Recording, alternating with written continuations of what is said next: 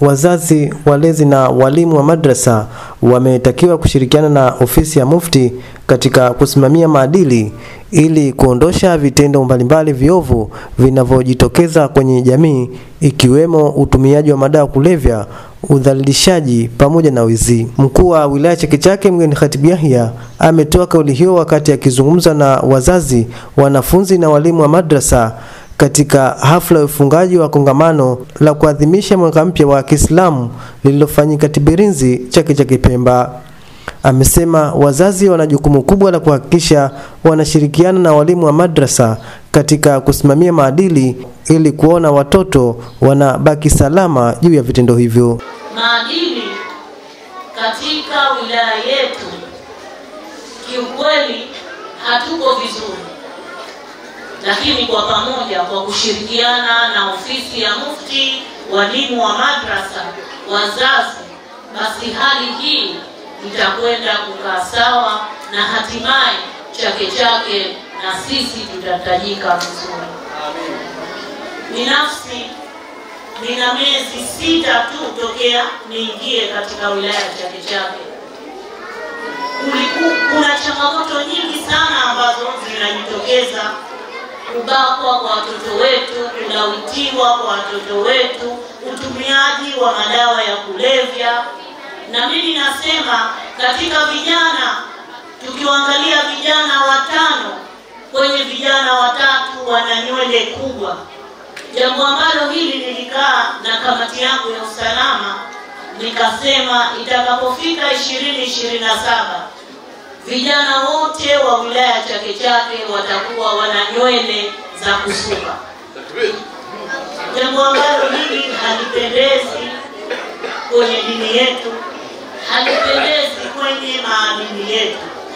Kupitia kamati yangu ya usalama, na hili nilitamke wazi, tumezianza hizi operation za kuhakikisha kwamba tunayarejesha maadili, kukamata wale ambao wanajihusisha na vitendo viovu, ikiwemo utumiaji wa madawa ya kulevya, lakini na wale wanaobakabaka.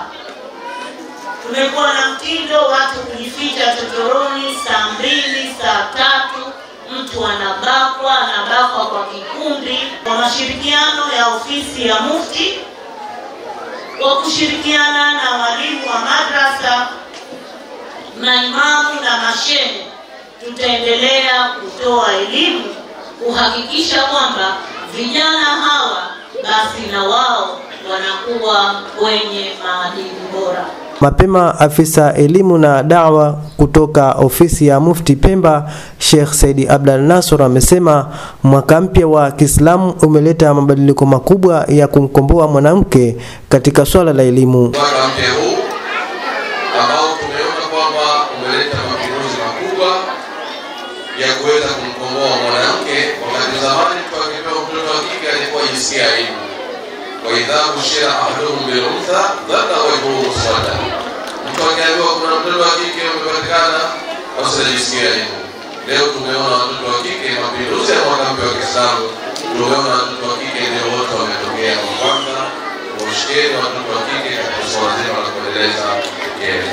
Akisoma risala katika kongamano hilo, mwanafunzi kutoka chuo cha Al-Madrasa Kauthar, Fatma Suleiman Mbaruk, amesema mbali ya mafanikio makubwa yanayopatikana katika madrasa hiyo, lakini kuna changamoto kadhaa ambazo zimekuwa zikiwarejesha nyuma kufikia malengo yao. Mbali na ufundishaji wa Qur'an, madrasa hii pia inatoa mafunzo mengine ya dini ya Kiislamu kwa kutumia mtaala wa makatib Islamia, ambapo wanafunzi hujifunza tafsiri ya Qur'an, tauhid, lugha mbalimbali, fiqh, akhlaq, hadithi za Mtume sallallahu alaihi wasallam, lugha ya Kiarabu pamoja na sira.